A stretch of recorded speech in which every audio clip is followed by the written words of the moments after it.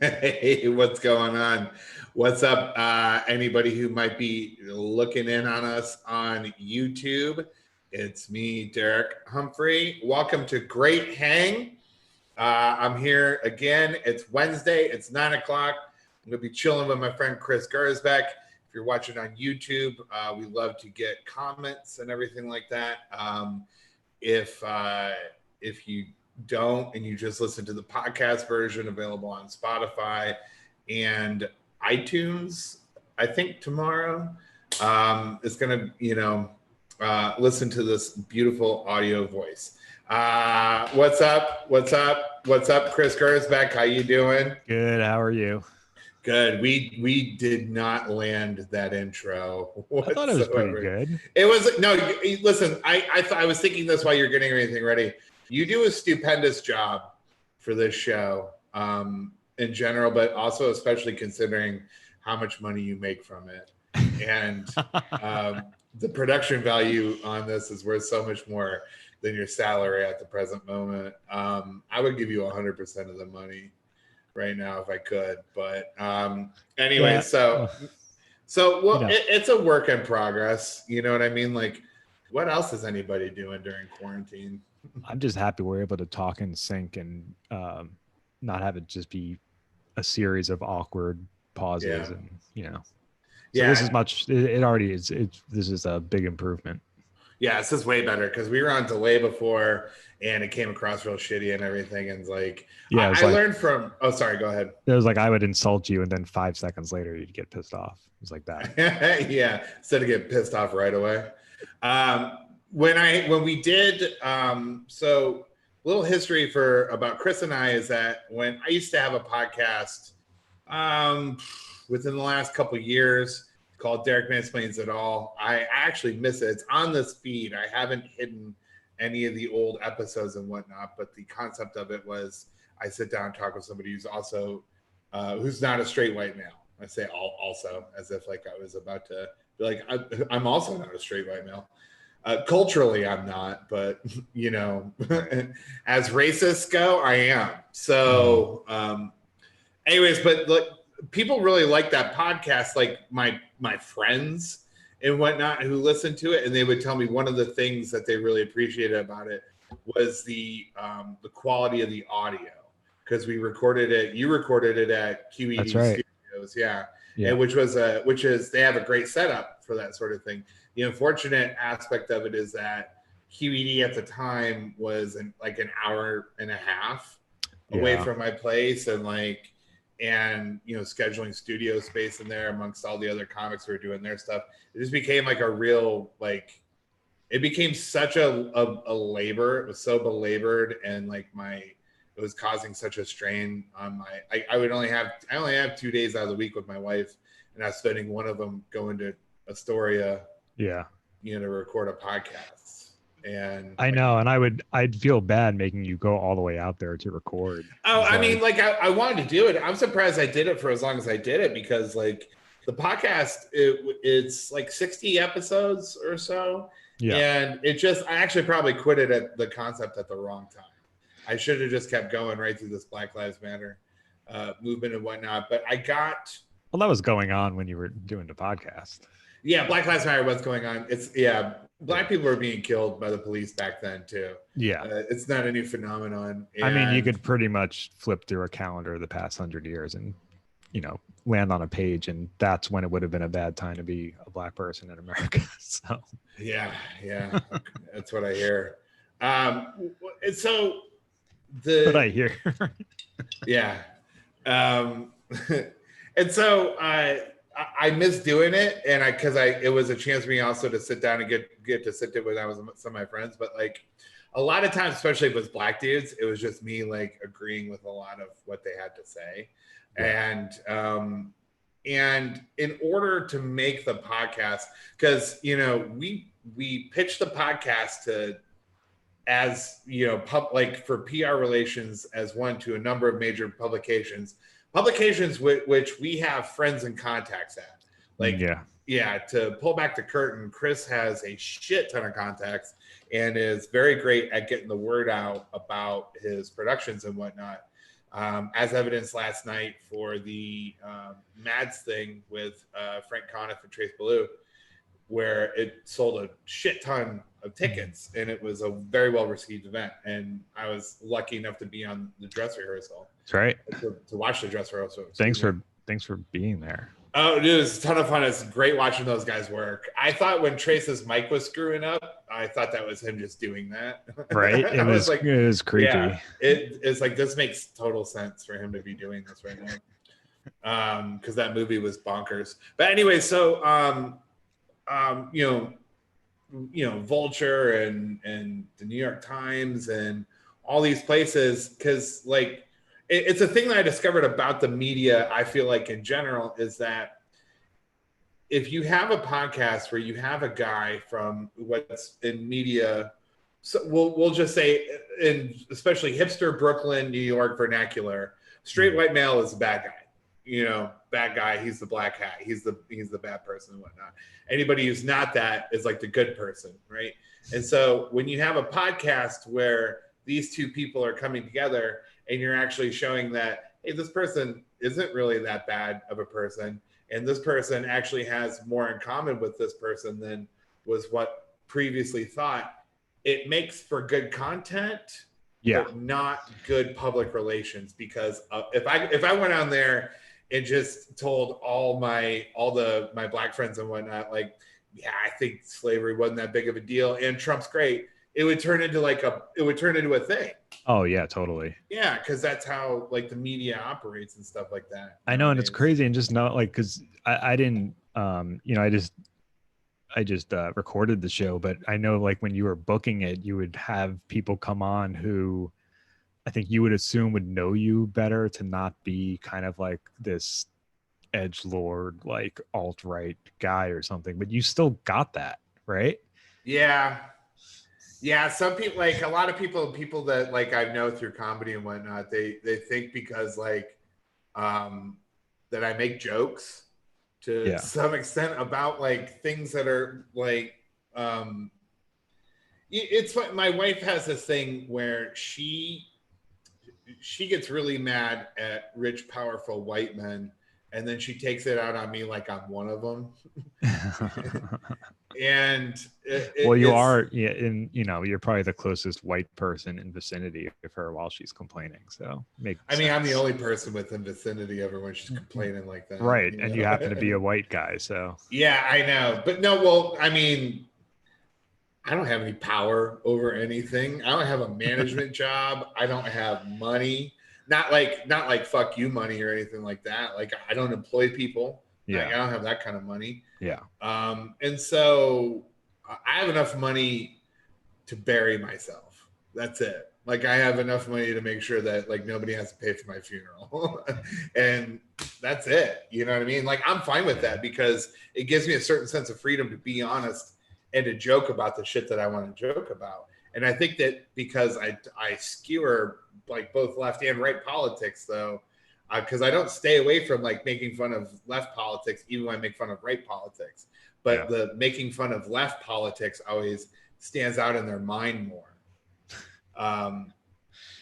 And as like, oh wait, it's fine when he's making fun of like poor white people in the Midwest who are pieces of shit, but if he points out what a piece of shit somebody from another demographic is as well, then it's now it's a problem. And that's and so when people would sit down and actually have a conversation with me, and they'd be like, oh, this guy's a little bit more nuanced than what I thought before, you know? And I mean, I guess we might as well start with the social media thing because we were just talking about it offline. Is that that's how media operates nowadays? Is that just I go through Twitter and I look at like a lot of positive stuff, and it doesn't get as much traction unless it's like a video because people are getting like a dopamine hit of a puppy interacting with a tiny bunny or something like that. You know what I mean? Mm-hmm. And a lot of times it's just divisive. And that's why I got off Facebook because Facebook was like, I mean, I'm on it, but like I never log into it anymore because Facebook is just paragraph after paragraph of calling somebody else a dumb shit. It's garbage. It is garbage for sure. I've been on Twitter a lot more lately, but it's not any better over there. It's more anonymous over there. That's like really the only difference. Yeah, exactly. Even TikTok is getting political. Like I'll scroll through TikToks and I'll see both pro and anti-Trump stuff. Yeah. And then I'll read the comments and you're like, damn, you're really yelling at somebody on another platform. And it could be the aggregation of, I follow some Black conservatives on TikTok and whatnot because I like to hear their perspective on things. Because I think it's just funny when you have people tweeting out like, if you vote for Donald Trump, you're racist. And then I just go look through Black Trump TikTok. Yeah. And there's like a lot of Black guys who are like, I don't see it that way. And you're going to call a Black guy racist.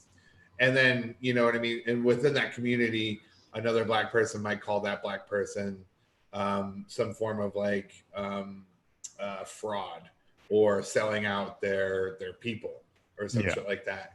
And it's not so much that, and it's not my place to say whatever that is. I have my own opinions about it, but it's more like, why did we create this statement? Why did we feel the need to go online, tweet something out like that, and cause a fight? You know what I mean? Like it's just more about like we're all just gonna fucking fight all the time. Yeah. So yeah, that's pretty much all social media has really done for us as a society. Yeah, and as a comic, it's like I can't get off of it because I'm not a big enough comic. I'm not Bill Burr that just you can just put it in the paper that I'm coming to town, right? And I'm doing okay. Even Bill Burr and Jim Gaffigan and whatnot are all on social media and everything. It's just, and I can't speak. It's just not an enjoyable experience. But I mean, for them, who knows? You know what I mean? Like, and the thing is like, oh, sorry, but both of them they'll occasionally someone will try to come after them and try to cancel them. I mean, yeah, I don't think they really care about that. It's just more about the experience of Twitter itself. Like in terms of, aside from like being canceled to that degree, like Joey Diaz, they tried to cancel him. You can't cancel him. He's got an audience that was not made by Hollywood or the industry. So what are you going to do? People gave up on that one pretty quickly. It seems like. For sure. Yeah. Some girl tried canceling Jessica Kirsten. I saw that. Yeah. Who's like the nicest person in comedy who was going to come do our backyard show out in fucking Brooklyn. And she has specials out on TV, but she's just so nice that she's like, yeah, whatever. You know what I mean? And so so if you're somebody who's like me, who only has across like 4 platforms, like maybe, I don't know, like 5 or 8,000 followers or something to that degree, 8 to 10,000 followers. And none of them, out of all those people, however many of them are really real, how many of them are really going to come out to a show, especially nowadays. And it just seems like this is a conversation I have with a lot of comics right now. It's like, well, what is the point of social media, especially if comedy's not happening? Somebody tweeted out, a comic tweeted out a picture of a park show, like an outdoor comedy park show that had 20 people at it. They're all sitting 6 feet apart, and he's like, dope show. And I'm like, no, it isn't.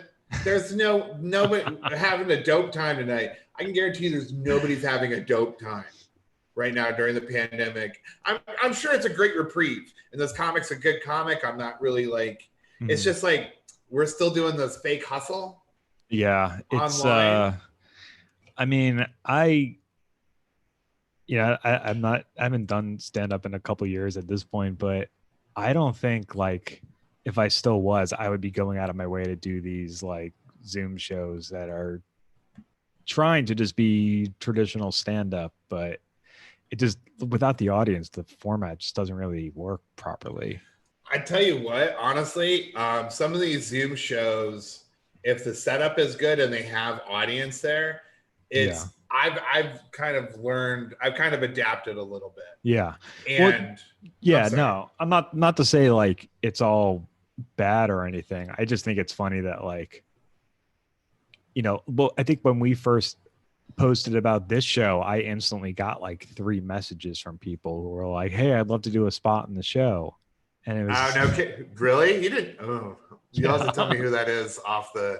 I mean, I told you when it happened, right? I don't think. Oh yeah, that's right. Yeah.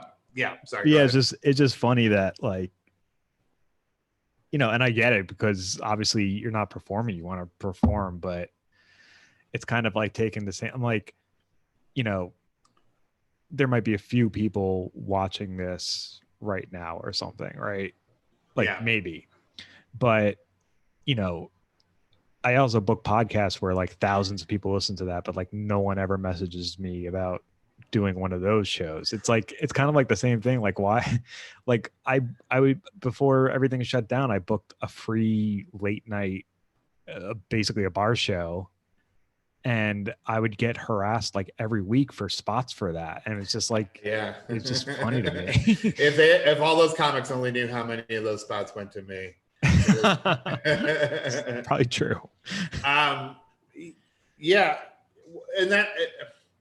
And that's the thing too, is like, and I have comics who like unfollowed me on social media because I didn't get a chance to book them on a show, or if they book me on a show, I take it like really personal. It like kind of screws up my day and everything. Yeah. And then I look at other comics, I'm like, this person doesn't like me, fuck with me. Or what I was thinking about today, it's like our show is coming back at the Stand. Bushwick Bears is coming back at the Stand when the Stand reopens for programming, right? And they've been doing like outdoor shows. Yeah, they've been doing outdoor shows, but it's supposed to be on the down low, so it's a good thing we're talking about it on this show. It's just not like an advertising, because they really can't seat that many people out there. Yeah, and they would actually have more demand than they would have availability. Right. No, I mean, I'm on their mailing list. I was getting emails about it. I didn't know. Oh, okay. Yeah. So they're just catering to that crowd. Yeah. That's cool. I mean, I'm glad that businesses are finding ways to open. I doubt it's doing, much more than a fraction of the business they normally would be making right now. But I don't, I understand like not wanting places to open too quickly, but like these small businesses are just all going to get fucked. So it's like, I totally get why. Right. They need to pass another stimulus relief package. Yeah. And whatnot. No. So with all this stuff going on, though, this is the first, like, we've been in pandemic for 4 months. And yesterday was the first day that I actually asked to do 2 shows. And because this whole time I haven't asked to do any, I get booked on all these different ones. And I just been busy. I mean, like, I've been keeping myself busy with working out, with I've written some sketches. We've got some really cool stuff going on with Bushwick Bears. We tried to do Bushwick Bears Zoom shows. The first couple were cool because it was like, oh, we're all still here. We all still see each other, and whatnot. But then after a while, it's like, it gets tired. Yeah, I think that like that initial novelty kind of wore off. like pretty quickly. Yeah.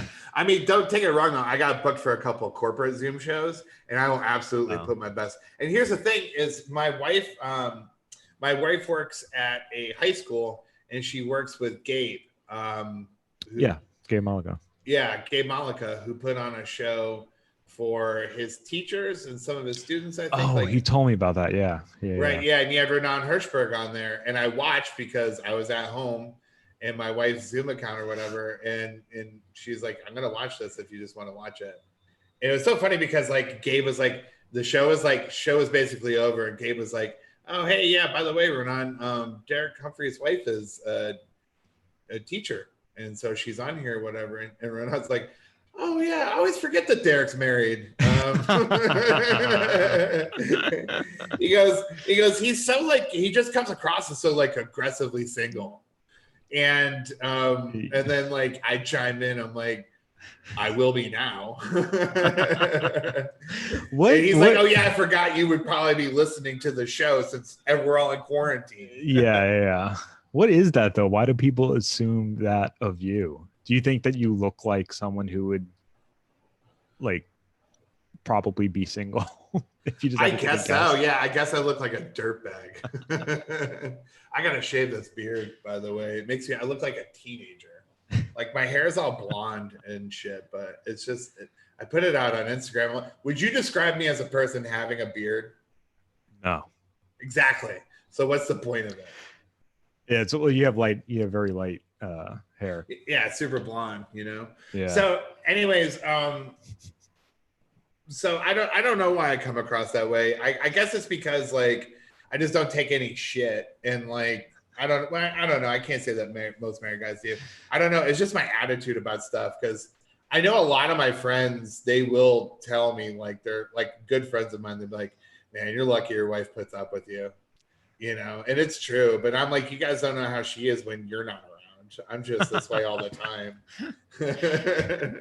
She can be a real pain in the fucking ass too, you know? I mean, everybody can, you know? Yeah. So in my Instagram promo, I posted a picture of this guy, Jaron Lanier, who I always screw up his name, but that's how that's who he is.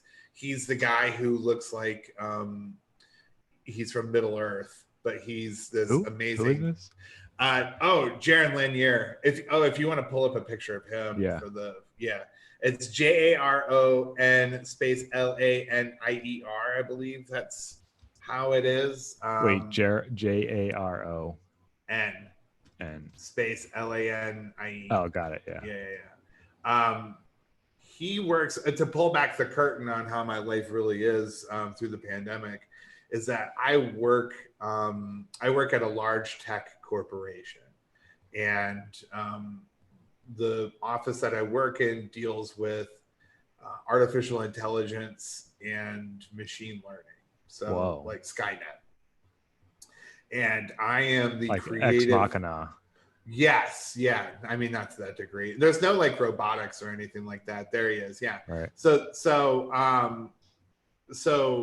can people still see me on the yeah, you're like a little window. Okay, cool. I just want to make sure like I'm still like there. So anyway, so I work for this large tech company. They do artificial intelligence, machine learning, but it's all theoretical. It's all on paper. These are all the people who are kind of coming up with the abstract, putting it on paper, and then somebody eventually down the line makes it more of a concrete thing. And I'm not saying robotics necessarily, but it's all just like maybe kind of like online, right? You know? And this gentleman here is the godfather of virtual reality. This guy is a super interesting character. Yeah. He, he's one of those kids. He's a Doogie Howser.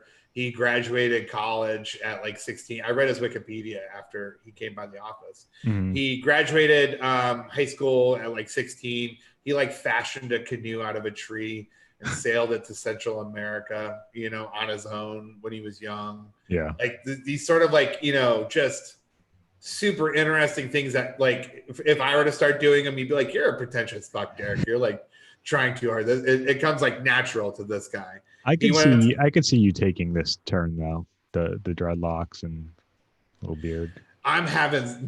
His beard is like mine. You know, it's all wispy. This guy gets away with it though because he's mega smart. This guy's so talented. He's a musician. He plays in Stephen Colbert's band whenever he's in town on late night. Weird. Yeah, I know. He's just super fascinating. And he's written all these books, and he wrote his last book, and he came by our office to speak on it. And he's talking to people who are working on artificial intelligence that's going to like shape the world. He worked with people who worked on algorithms to help, basically kind of almost determine outcomes of elections, not through the process of like having a hand in it, but just predictions and models and things like that of trying to figure out the pulse on society and stuff. It's super fucking fascinating. And this guy came by and gave a speech and whatnot. And me, at my job, I'm the creative director of handing out the mail. Right. So I just sit at my desk. I just type up fucking jokes all day. I mean, when I do work, I do it great. Yeah. But my uncle has been the only person who's ever made an investment in me in my comedy career, aside from my wife. And he bought me Final Draft. And so I've just been trying to go to town on Final Draft. That's awesome. Yeah. I know. I'm 40 something years old, and my uncle's buying me stuff for my comedy career.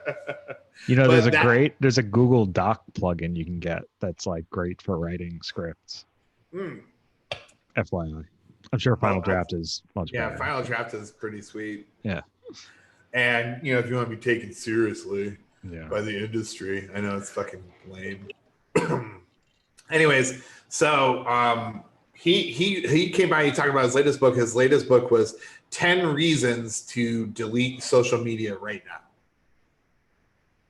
And I started just like, I read like through, I did like the Cliff Notes version of his book, and which is not even that thick of a book at all, but like you had to buy it on Amazon. And I'm broke enough that like, I think I could just get the gist of it if you give me the Cliff Notes of it. I'm somebody who works in easy bullet points like that.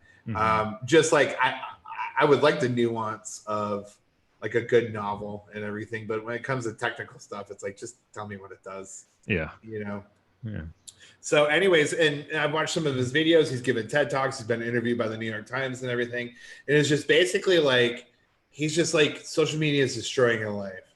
And, Facebook's making, I've talked about this before on the show, Facebook's making so much money off of your data for free.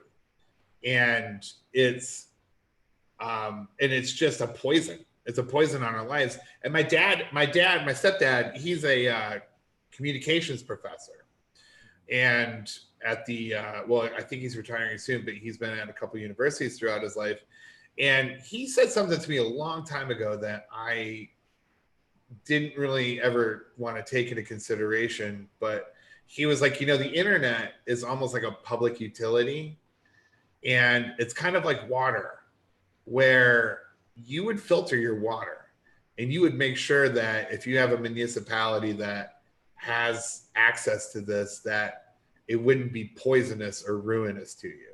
And basically right now, our internet, especially social media, is the Flint water supply of technology, right? Like it's just a steady stream of poison. Yeah. And me, I'm like, and I think this way, and then I'll get like one retweet from like a really good comic, and I'm like, this is all worth it. This is all worth it. My career is turning around right now. And it seems like there's no point to being a comic on Twitter with 1,800 followers. Yeah. I have some friends of mine who are way more famous or just doing better in comedy, more successful careers, who are very good comics, great comics, and they don't have nearly the following that they should. Well, yeah, I mean, a lot of the biggest comics have never been on social media too, Right. Yeah, Bill Burr just tweets about hockey and stuff like that, but he's Bill Burr. And but he has a following from stand-up comedy, so it's like, I would rather just, I guess, it's just like, I guess you just got to focus somewhat to a degree. Because when I log into it and I see, I'll just be a fucking dick right now.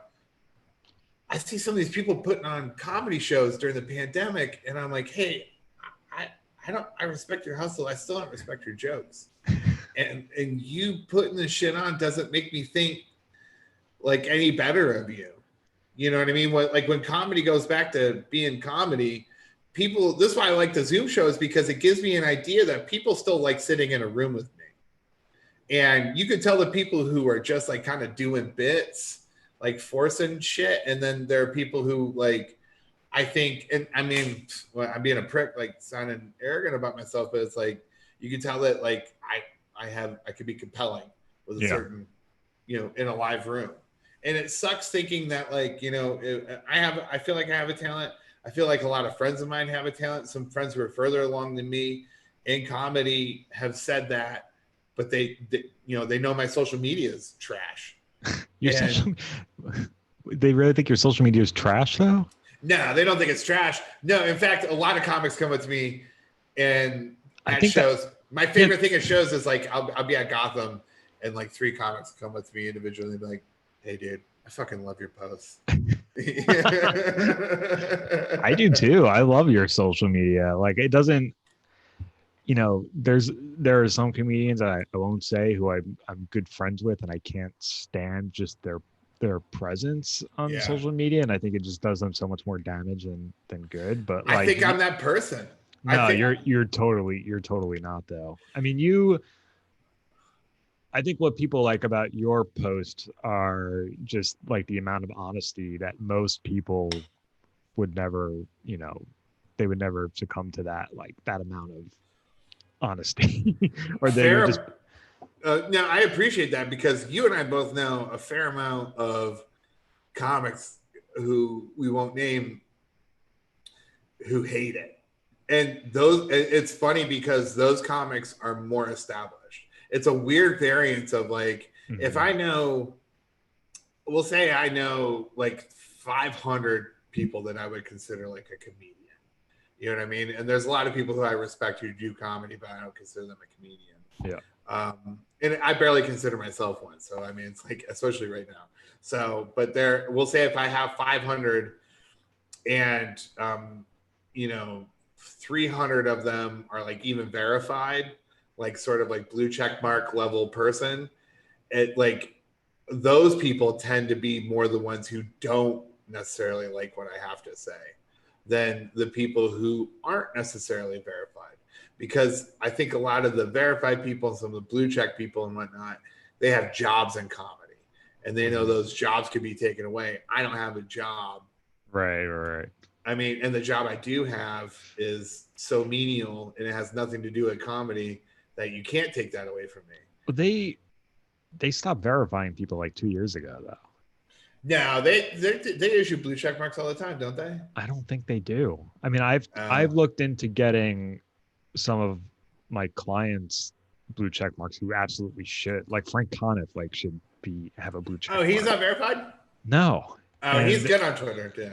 He's like one of the best Twitter accounts on Twitter. And Frank's a great example. Real quick though, Frank's a great example of a comic who, when we do, I have the honor sometimes of doing Movies Are Dumb with Frank Conniff from Mystery Science Theater 3000, and I think I do really great on the show. And I think he says he really likes me, right? Yeah.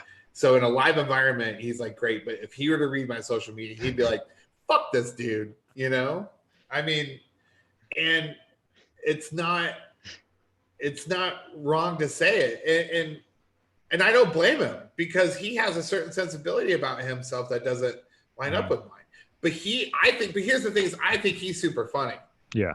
And so verify him, whatever. Like, who gives a shit? I don't stem his voice. I don't say fuck him or whatever. It's funny that, I mean, I had a friend of mine who was like kind of influential on my early years in comedy, as with a lot of proven advice. Is a friend of mine. I can't give any specifics about it, but he used to live here in New York, and we've been friends for years. And he unfollowed me on social media, and I'm like everywhere, Facebook, Twitter, at least Instagram. Like I get like I'm trying to work with like algorithms and people and stuff like that in order to facilitate getting my content out there more. I just have this like rough estimate of number of people who follow me on social media and stuff like that, I'll notice like if like it goes down or up to any degree. And so I'll just kind of be curious as to who it might be, because I don't want to put out material that's offensive. And I don't on Instagram. And I don't really even think I do that much on Twitter.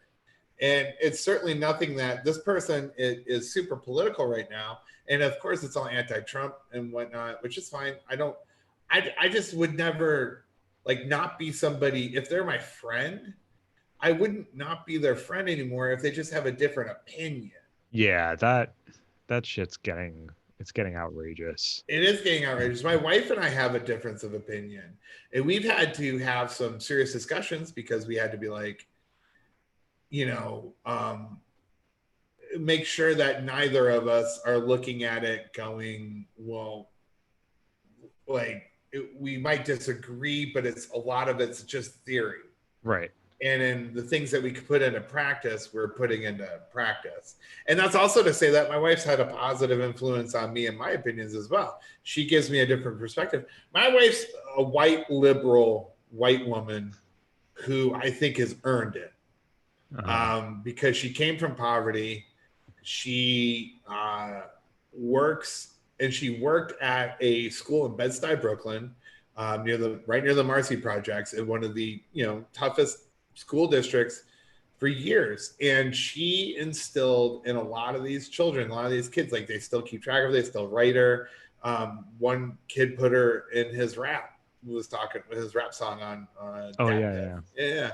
And so it's a thing where, because I'll have more conservative friends who'd be like, your wife, she's like mad liberal or whatever. I'm like, well, you have to think, for 10 years, she was dealing with a school population that 90% of the time has been institutionalized to feel that they are insignificant. And so my wife's very empathetic, and she wants to make sure that these children are seen, valued, and recognized both individually and culturally within America. And if that gives her a little bit of an impassioned sort of liberalism, as long as it doesn't quell into some kind of like rampant lame ass communism, I'm fine with it. Because I'm also like kind of a pull yourself up by the bootstraps sort of fella a little bit, and I'm sure that could be grating, but we still love each other, right? And we see the value in that. And to have like friends who are starting to turn, like one of my very good friends is a Trump supporter, and not vocally, and not like he's not filled with hate or whatsoever. This is one of the like more kinder people that I know in life. Mm-hmm. And they make their arguments for it in a specific way. And it's like, I know I'm not going to be able to engage this person if I just start going, you fucking dumbass. Like that's the whole problem with Twitter and everything, is like we start every discussion off with like from this like condescension. Yeah. It's a lot of, most of my tweets start with, hey, you fucking asshole. Right. Yeah. Oh, I know your tweets about Trump or whatever. If I didn't know you, I would just eye roll those. You know what I mean? And that's what I do. I mean, and that's why I don't go on Twitter, is because I feel very passionate about it too. I tweeted out something a little bit ago. But I just try not to get too political, because it's just comedy. I just want to like use social media for comedy and whatnot. It's just me bitching about comedy. Yeah. But I tweet out, it's like, how is anybody going to complain about Kanye West being bipolar and wanting to be president when we already have a bipolar president? But it's like, I just don't want to be seen as some twink trying to kiss people's ass on the left. Even I don't like Donald Trump. Right. So yeah. It's not enough to say that. And people always ask me, they're like, oh, so you're Biden, and you fucking pussy. I'm like, whoa. All right, man. I was like, hey, out of the two of us, who's been to Iraq? Like, fuck off. I went to the Persian Gulf on a metal warship as a firefighter with a shit ton of Tomahawk missiles. What have you ever done in your life, you fucking pussy? And you're gonna sit there and like be like, oh, you're a bitch. And I'm like, I hate that so much, man.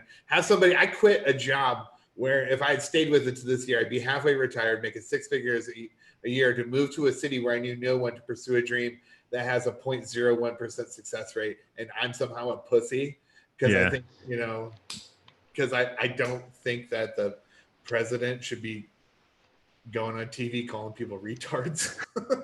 Like, It's fucking like, sorry, I don't like Biden either. I like Andrew Yang. He's the most like progressive sort of fucking person. So yeah, I'll never. I mean, and I was the same way with the last election. Clinton. It was like, towards the end, it was just like, I wasn't excited to vote for her, but I knew I was like excited to be able to vote and to have it not be Trump. And so like that for me was like, I'm not excited to vote for Biden. I was excited to vote for Obama the first time, the second time more out of like fear of Mitt Romney becoming president. But I've never voted for a major candidate. Really? In my life, yeah. My first election, I voted for Ralph Nader. When was that? 2000. 2000. I voted for Ralph Nader, and also I was a dipshit. I didn't know any better. And I just knew. I knew if we voted for George Bush, we would end up in a war. But little did I know it would be Clinton's fault. So I mean, 9/11 happened on Clinton's watch. Oh, no, I know. Yeah. It just kind of people kind of. I mean, I know Bush was president, but I mean, like it. The events, what caused that, were definitely done. Right. Like, it stretches back. Yeah. It stretches back to Reagan too. Absolutely. It's just a thing where, like, let's just be real about shit. So, and then I voted let's just say I voted third party. I didn't vote for Jill Stein. I haven't voted since. I don't know if you've ever told me who you voted for. I didn't vote in 12 or 16. I've become so disillusioned. And I tell you what, and I'm a person who hates far leftism. Wait, in 2016 you didn't vote? No. I thought you said you did. No. Mm-mm. And I'll tell you why, because the one person who works in my office for this giant corporation also works for a major news publication. We'll say it's one of the, 3 biggest in the world. And that person put in the newspaper that Hillary Clinton was going to win 4-1. And I went to the Iraq War. I mean, I went to the Persian Gulf. It wasn't like I had bullets whizzing over my head like, Marines and Air Force or whatever. But I didn't agree with the Iraq War. I didn't agree with my level of participation in it. I didn't agree with our actions for it. I had PTSD, so nightmares for a long time afterwards about the things that we did during an illegal war. And Hillary Clinton was one of those people who voted to go to war for that. And so I just was saying, I'm not going to go stand 8 hours in line to go vote for a person who's already going to win, who I don't agree with morally. So it's a thing where I know a lot of people are like, if you didn't vote, that was a vote for Trump and you're a piece of shit. But I'm like, I live in New York. It's a blue bubble. I just didn't really think to like that I feel like I'm in the lost city of Kandor, from Superman. It's like this little bubble of fucking elites. Right. I understand. Like, that makes a lot more sense than just being like, I don't like Hillary Clinton, so I'm not going to vote for her. But like, also, there are plenty of and there's been plenty of candidates where I've, and the 2008 debates, Biden came out against gay marriage, and I think Obama didn't support gay marriage till like he didn't either. He said he evolved on it. Yeah, right. But I remember thinking, he's Muslim. So. I was like, how can I vote for someone who is against something that I think is, very much, obviously I thought gay marriage should have been legal long before then, but. Yeah, we probably could have stopped beating up gay people in the 60s, at least, But it was I remember thinking then that I was like, well, I can't vote for Obama because he doesn't support gay marriage. And then, it gets closer to the compromise election. Because you're like, otherwise it's going to be the person from the party I don't want, which I get. But here's the thing. My compromise was Bernie Sanders, right? Because in 2016, I would have voted for Bernie Sanders. And just because I don't think he would have gotten anything done, but it was just such a referendum on the political establishment. And it was going to come to, that was their best chance to run Bernie, because Trump's the anti-establishment person. He ran through the Republican primaries knife through butter because he said, fuck decorum, fuck your old way of doing shit. I know how I'm going to get ratings and get interest. I know how to play this game better than you. And he did. He cucked Ted Cruz on national TV, you know? So like, that was a real sign. It's like, you can't just put, like, Hillary just felt like it was a coronation. Mm-hmm. And I just didn't want to jump on that train. Yeah. So, and I know that made my wife upset. I mean, I didn't have to tell her. I could have lied, but it's like. Yeah, but I give you a lot. I mean, that to me, and I don't think we've ever even talked about you not voting in 2016, but like I had a friend who didn't vote in 2016. Like I had a huge falling out with her over it. But it was more just because the reason was just like, yeah, I don't feel like whatever, who cares. And this is a person who's a minority LGBT person who I would think would be like really, really careful to not let Trump win a presidential election. That person just wants to be hunted in the street. I think so. I mean, just prime target, but yeah. And so once Hillary once the Democratic Party, I don't want to put it exclusively on Hillary, but they knew they felt like they had to run her. They say because like they felt she was the best chance to beat Trump, which was not true at all.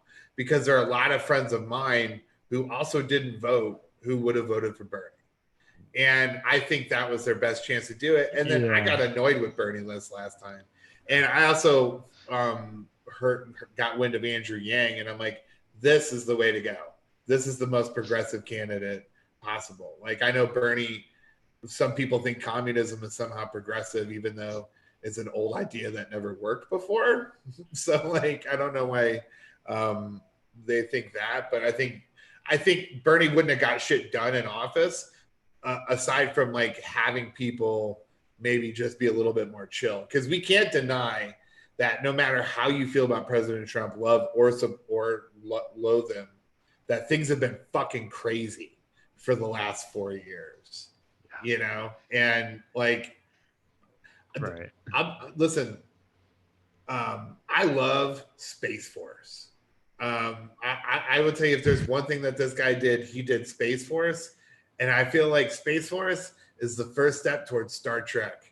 I think like we're in the Scott Bakula era right now, Star Trek. And yeah. Did you hear that they didn't actually trademark the name Space Force because that Netflix show did? Yeah. Which I don't think anybody's really watching that show. So it got renewed. It got renewed for a second season. Probably just out of spite.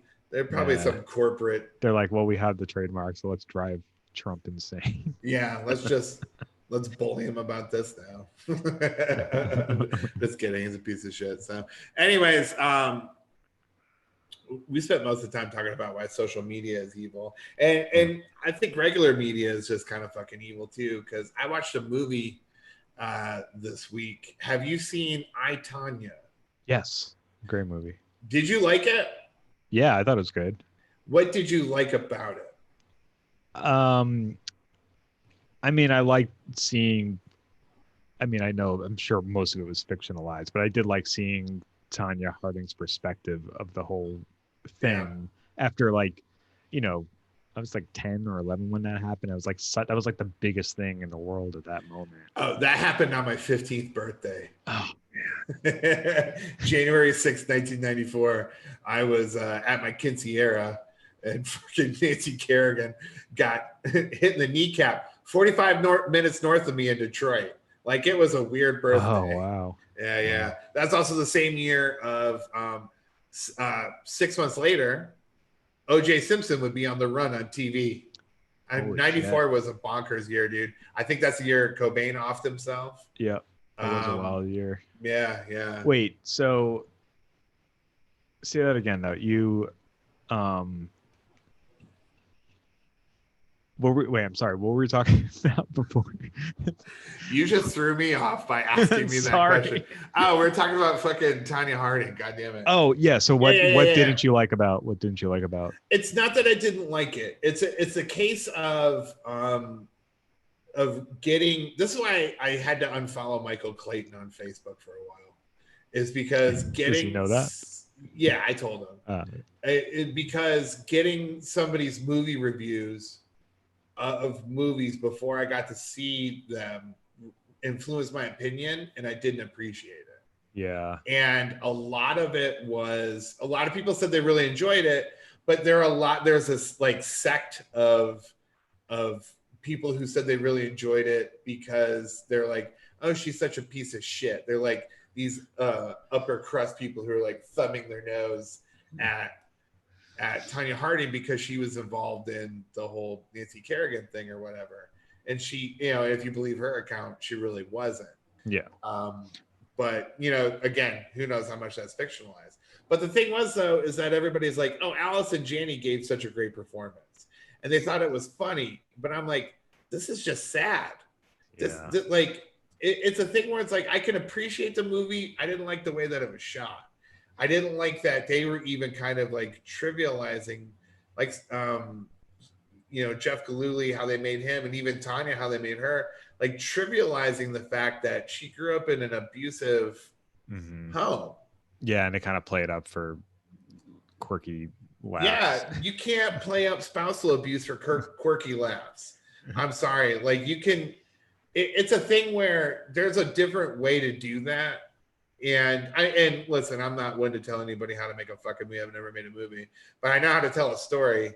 And there's a way to tell that story without having to be like so explicit, and yet also just be like, oh, well, like they show Tanya Harding getting her head smashed into a picture, and she's like, yeah, and then I had to start fighting back and stuff like that. And it's like, this is bad. Yeah. And this person, like, that we vilified in the media because, when the news started to trickle out, was like, yo, Nancy Kerrigan or Tanya Harding arranged a hit on Nancy Kerrigan, and you always knew she was just a piece of shit, trash or whatever. I'm like, she actually kind of made ice skating fun. My mom used to watch ice skating, and I'm like, I don't want to watch these Russians dance around to Swan Lake again. Tanya Harding was playing like some Def Leppard and stuff like that. And you're like, all right, this is fun. This is like making this a fun, enjoyable experience, because otherwise, and that was the thing though, is it was classist. And but the thing is like, and they didn't want her around, I guess kind of with good reason, if you can really look at it, because even inadvertently she did trash up the sport a little bit. But it's like, but instead of somebody sitting there and going, let's teach you how to skate, nobody made an investment in, let's get you out of this environment, Yeah. But the 80s were different though.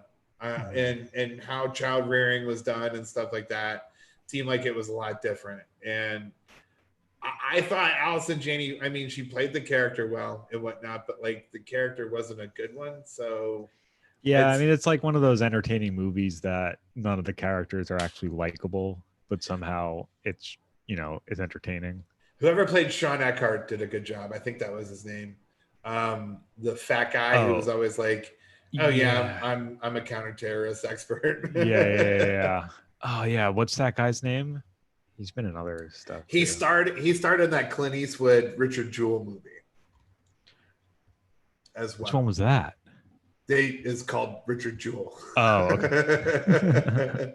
And I read the review of that, so I didn't watch the movie, but it was basically, Clint Eastwood's kind of, a right wing kind of like, I don't really trust the government sort of stuff. So I really enjoy his work. But I like a lot of, I mean, I don't agree with 90% of his politics, but he does make amazing movies. Oh, I got in trouble with my friends for laughing too hard at Gran Torino. That movie's fucking hilarious though. Dude, it's so fucking funny. We were just in the movie theater and he's telling all those like bar jokes and everything, and I'm just laughing at him because they're funny. And it's like those are the jokes you hear at a bar. He's so great in that movie. Right. And I thought that was such a brilliant, like,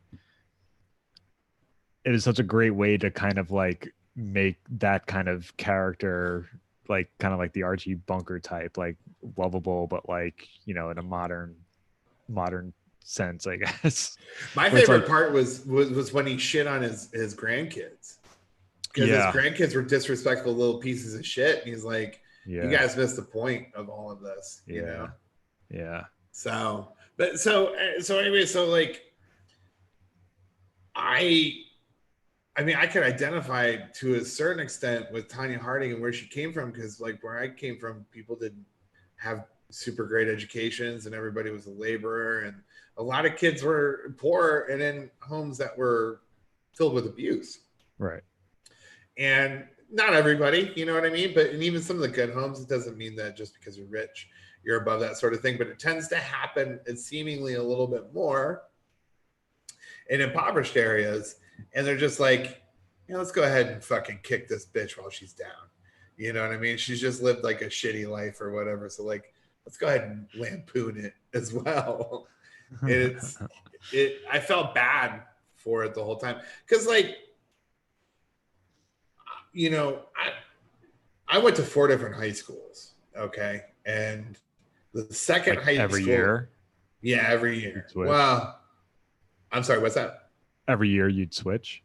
Well, my freshman year, so I grew up in South Toledo, the old South End of Toledo, Ohio.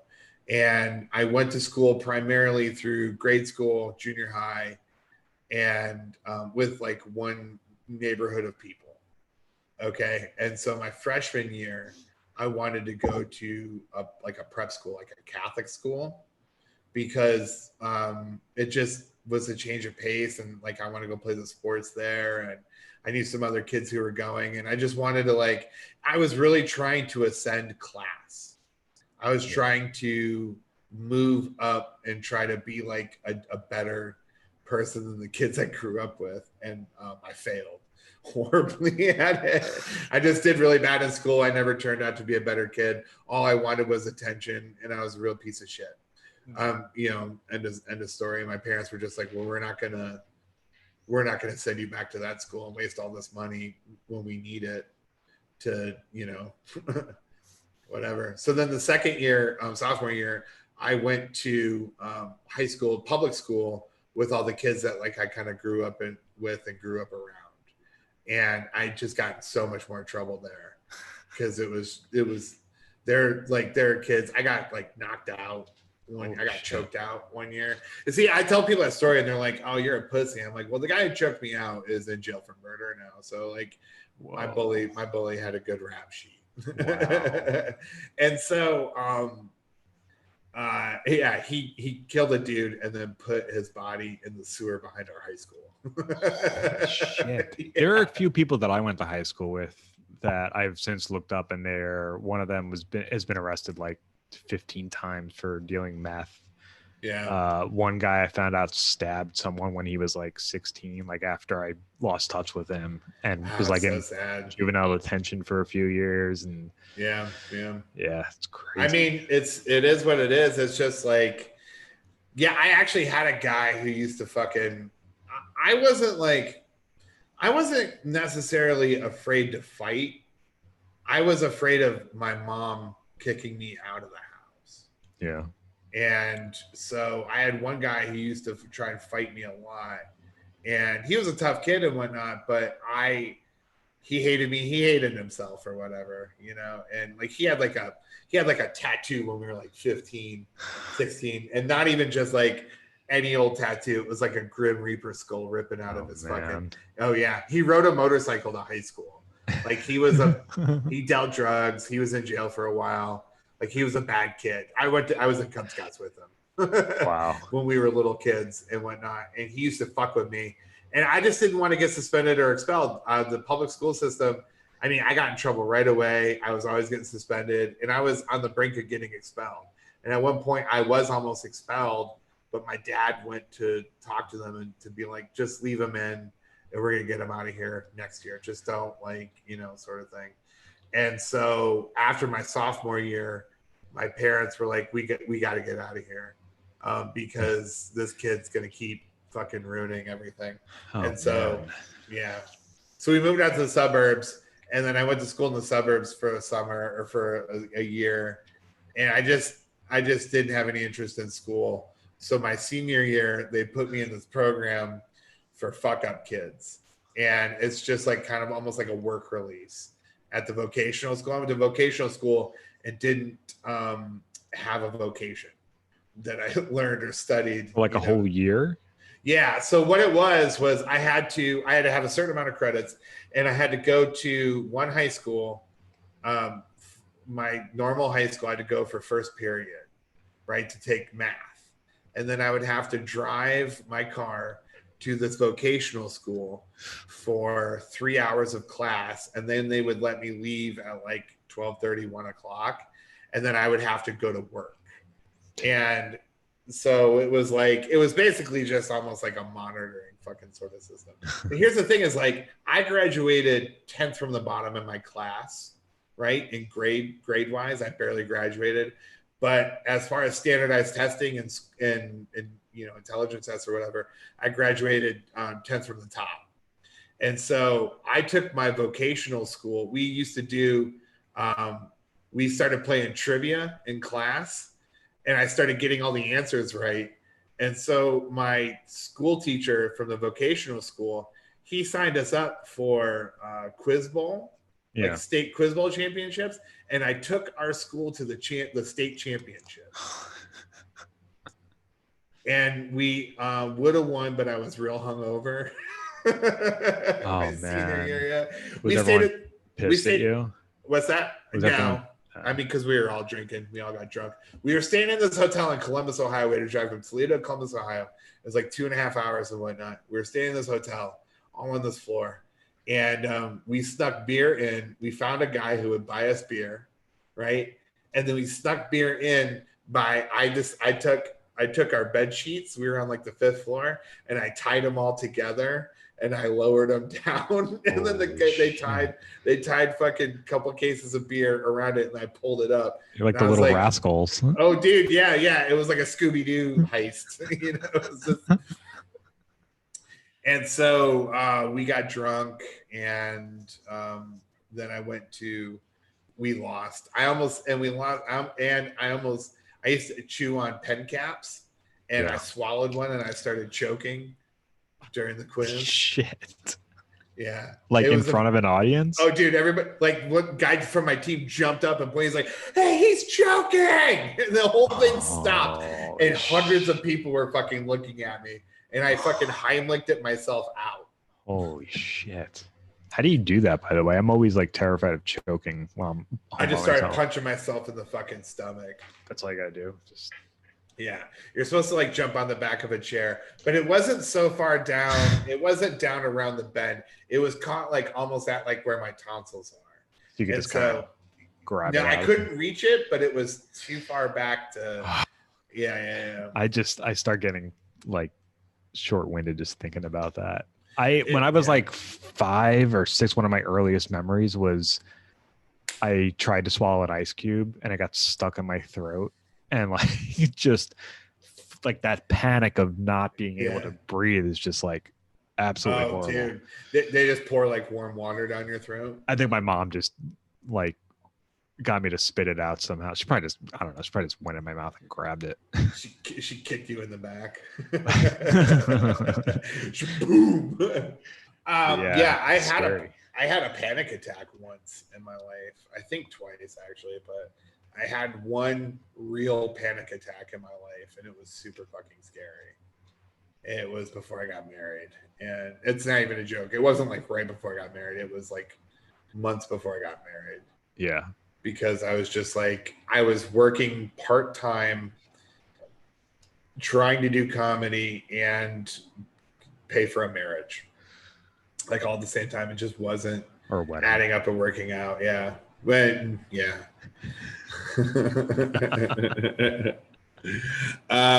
Anyway, so we didn't get to everything tonight, but whatever. We still had fun talking. Oh, yeah. I'm happy to talk about how much I hate social media. Anytime. I don't know. I guess we could just do a social experiment with my social media, because you don't have you have too many clients and too many collaborators that you work with to be able to not do social media. Yeah, no, I could, but that's the thing is like I'm like very clear about that with clients that like I don't know. I mean, I'm on social media. I don't know all like the tricks and stuff to like, you know, go viral or whatever. I don't get it either. Yeah. When you, I'll look I at probably a tweet. could get off of social media and still be, you know, successful, but I feel like I need to have somewhat like I need to have my finger on the pulse. Like with the Mads thing, it was like a lot of it was just, you know, looking at what people were saying about the upcoming show or any problems they were having or whatever, and like responding to them. And it's like I need to be able to do that for certain things. So this is how broke I am though, is that, or I used to be, was that on my honeymoon, my wife and I drove cross country for 6 weeks. And in LA, my phone broke, of all places, and which was the city I needed it the most in. But I went without it for a couple weeks, and I would just use Instagram through my wife's phone, but I had to give it back to her. You know what I mean? So it's not like I could just sit there and be on the phone like that for a super long time. Not like I am now. Yeah. Right? And I got back to New York. I didn't have a phone because I was broke and I was like waiting on my first check from my new job. Yeah. And all those, and to fix it and everything. And honestly, it's some of the happiest weeks I've ever had since living in New York. Yeah. And it makes me wonder, I just worry so much about like not being able to do comedy.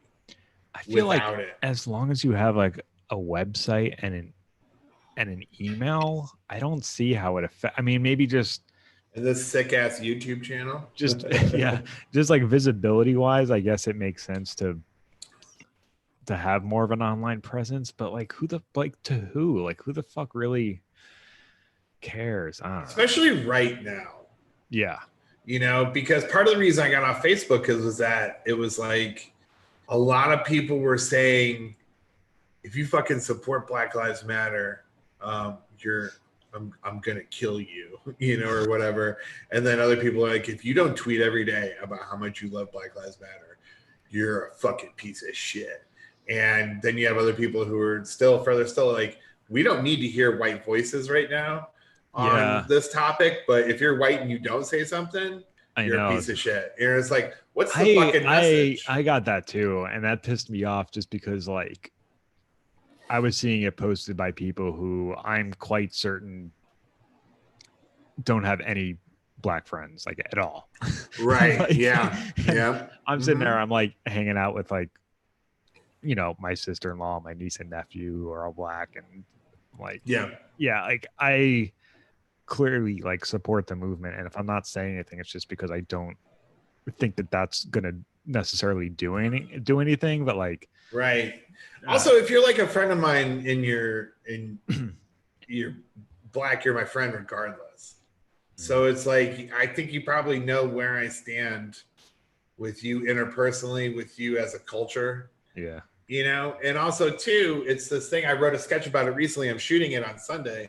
Actually, It's about how I worked with another black comic as if I'm a Black comic, but I worked with a Black comic on it, and we just texted out this whole concept back and forth about how, you know,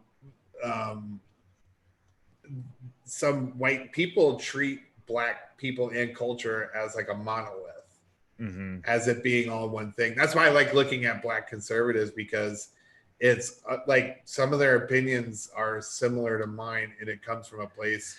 But they're always so fucking stupid too. I've never just like the, what's her name, Candace Owens. Oh no, not anybody like her, like a regular Black person, or like not someone who's like clearly like funded by Fox News to be like, hey, look, they don't. Yeah, somebody who just, I mean, even. Okay, here's the other thing too. Is like, what? I can't tell. She's a Black woman. I can't tell her how to think or feel. Yeah. I mean that ironically, and I also mean that actually, because I don't have her lived experience. Yeah. And so, you know, that's the whole thing. Is like, the assumption about what somebody else's other life is like or whatnot. Like I take other people's point of view into consideration. Yeah. It doesn't mean I understand what it's like to be that person or what it's like to experience their life and whatnot. So I often there's one of the comics that I know you were alluding to earlier about social media and whatnot, who is famous. You know, she's a friend of mine and I like her a lot, but I just don't engage with her about politics and whatever because it's just not needed. Yeah. And I'm a clown. The only thing people have ever told me that I should do in life is be funny, is be a comedian. And I ignored them for years. And then once I decide to uproot my life and do comedy, I somehow got drafted into a culture war. Mm-hmm. And I quit the military to get out of being involved with wars. And I'm not on either side. I'm on my side, you know? Yeah. I'm Jason Lee from Dogma. Well, I haven't watched that movie in a while. I doubt it has aged well.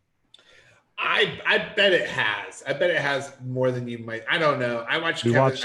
We watched Chasing Amy like a year or two ago, and that is not aged well. It's not good. Watch that one. I mean, I'm sure Clerks is the only one that. Clerks is the only one that'll stand the test of time. But even that movie is not. It's not well acted. It's not really well made. It's funny, but it's. It's not very funny, but it's not like. I love Kevin Smith though. I watched Jay and Silent Bob reboot. Oh, we tried. Could not get through it. You can only watch that if you are a fan of Kevin Smith. Yeah, which I've seen. I got all the references, but I just could not. I just did not find it funny at all. I haven't seen 3 of his movies, but the thing is, Clerks. I saw Mallrats before I saw Clerks, and Mallrats to me was, even though it was a higher production than Clerks, it was a better movie than. It was at least a more cohesive and funnier movie, but that still also seemed like a movie that just anybody could do. Clerks literally was that, but that was the thing that I enjoyed about that. It was much needed for its time because it was a democratization of culture that I think we kind of needed. Mm-hmm. Now it's what Bret Easton Ellis, the author, refers to as the post-Empire sort of mindset of Hollywood. He said the penultimate moment was when Charlie Sheen went on TV and told his boss to go fuck himself, and started being kind of gross for everybody to see on social media and everything like that. But that was the expose, the referendum on Hollywood was just showing how it really is perverse and stuff like that. But I kind of miss when there was that wall up between... Because part of the reason I never got into the entertainment business or anything like that, I just didn't know you could. I didn't know really kind of how easy it can be for people, because I was never taught that it was a real thing, because Hollywood seemed like a magical place. Yeah. I was younger. And it seemed like life was amazing. Then you start to realize, oh, that's part of the lie. Right. Even though honestly, nothing sounds more cool to me than filming a TV show on a studio lot in LA. I love warm weather and sunshine and fresh avocado. It sounds awesome to me. Yeah. I'd still go take that job. But it was the Kevin Smith stuff was the first time it seemed like that and Tarantino. Those were hugely influential on my early days, where it's oh, I still thought you had to go to Hollywood to do these things, and it turns out you didn't. But it was oh, people could do this if they just work hard and try. Yeah, that is it is exciting to think that our generation came of age during such a transformative time in film, where suddenly, the generation before us were the ones making the movies, and that kind of changed everything. But I'm ready for it to go back to the old ways, though. So do you know Joe Bob Briggs? Yes. Because we have Shudder, which is the horror streaming Netflix or whatever. Yeah. And he he just finished the second season, but like the movies he shows are like movies you would just never ever hear about anywhere, and some of them are like, yeah, like they're like really trashy, but they're also like super entertaining to watch. Right. Yeah. So like I don't know, I don't even remember why I brought him up, but he's well, here's the thing is, back in the day you used to have outlets for B movies and stuff like that. Oh, that's what I was gonna say. I like the aesthetic of an 80s horror movie is so much more fascinating to me than anything like post 2000 probably. Dude, I mean, I watched the first horror movie I watched in a long time was It, the most recent one. The second one. I watched the first one and I loved the first one. And I think it's mainly because there wasn't as much CGI. Yeah. But then I watched the second one and I was like, this stinks. It was a bummer. It was a bummer. It was just like, and Hater was good. Because the first one, you know, it wasn't perfect, but it was a very entertaining. Like I saw that twice in the theater, I think, and then like another time at home. And the second one, we didn't see it in the theater. We were so excited to watch it, and we were just like bummed out by how lame it was. Right. Yeah. And the practical effects of things, it forces you to be like a better storyteller and whatnot. Yeah. But I so much more mean just in the sense of like, I go on social media and I see people like I follow certain news outlets just to look for content basically at this point. And there was like this one New York Post thing was like actor Mira Merkin or whatever her name is. I couldn't tell you her name or whatever. It's like, who knows? It's just some person that like, who's Ashley Tisdale? Is that an actor? Just some sounds like familiar. Sure. So some person who you're told is a celebrity by the news. And I'm just like, well, why are they? Oh, they're like, oh, they got this Instagram account. And it's like, well, I want to see work from them. Yeah. And you get to see some of their personality, and their personalities fucking suck. Yeah. And they're fake. You know what I mean? They're like, it's all just curated, and you get to see some fake version of something. I can tell you from acting and my acting experiences, most actors, female actresses and whatnot, are pain in the ass. And they're not that interesting a person. They're just super fucking narcissistic. But if you look at their social media, they're interesting and they're empathetic and they care about the world and all that stuff. A lot of them are just dorks. Yeah. They're just rich kid dorks and they're not that interesting. But I would rather have People Magazine tell me that, Meg Ryan is a good actor or a famous actor than have somebody on Twitter go, Meg Ryan's a real bitch. And, she, I waited on her at Spago's and she was a total cunt. You're just like, all right, I guess I didn't really need to know that. I just want to look at, that's why I love Leonardo DiCaprio, because he still has that fourth wall up. Leonardo DiCaprio could be a dork. Like behind closed doors, he could be like, ugh. He probably is. Yeah, you wouldn't know it. I'm sure. I know people who have been around like major celebrities working as like security and stuff like that. And a lot of them will tell you that most major celebrities, they don't live in a world that we exist in. Yeah. And it's super sheltered and whatnot. You can tell from that fucking Gal Gadot Imagine video that people just, I know that's so topical and relevant, but like, it's just like, they don't exist in our world. And so, are they're still getting shit for that? No, I don't know. That's just a cultural touchstone that I could think of, but they're just people who, they don't live how we live. There's this one guy who was like some Hollywood producer who lived in Malibu or whatever, who was tweeting out like when the riots were happening in LA recently. He's like, hell yeah, burn this shit to the ground. And then they started scaling the fence of his neighborhood. And he's like, oh shit, call the cops. Like, yeah, you don't live in our world, dude. And so you have this skewed sense of reality and whatnot. And I bet Leonardo DiCaprio, he might be the coolest dude in the world. He could be a skis ball. I don't want to know. As long as he's not hurting other people, I don't give a shit. And I just appreciate him for his body of work. So I thought you were going to say body. Yeah. I'm into. Well, I mean, he is a good-looking dude. He's still. It's weird to see pictures of him now and Did Brad you see Pitt now. Yeah, did you see Once Upon a Time in Hollywood? Yeah, twice. Oh man, I own it. So good. I didn't like it the first time, and then Mm. I bought it because it was like on sale or whatever. I'm like, I'm gonna try this one again, and I loved it. That happens a lot with Tarantino It's movies. amazing. I have to watch it again. I think I saw it twice. Django, I own like pretty much every movie. Django and Hateful Eight, I loved when I saw them in the theater. Going to see Hateful Eight was almost each like of those once.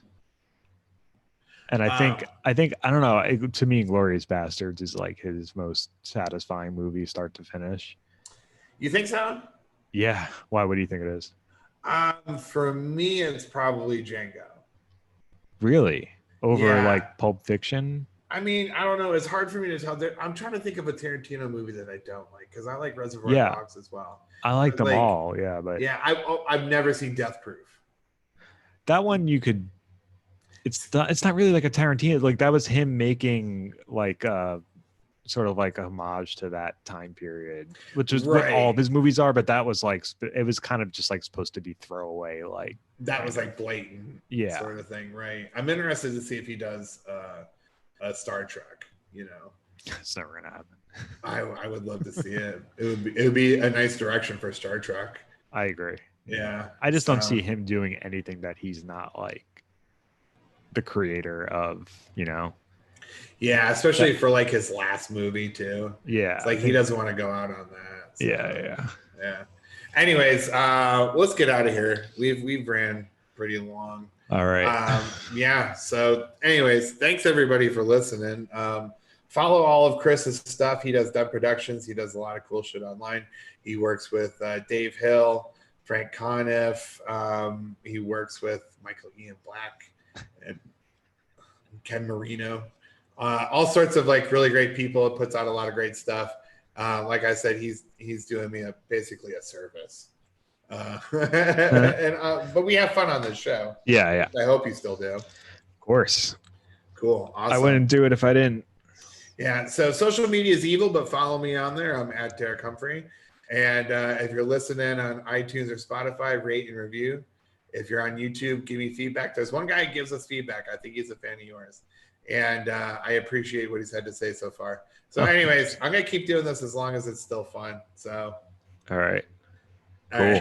I'm gonna hit stop on the stream.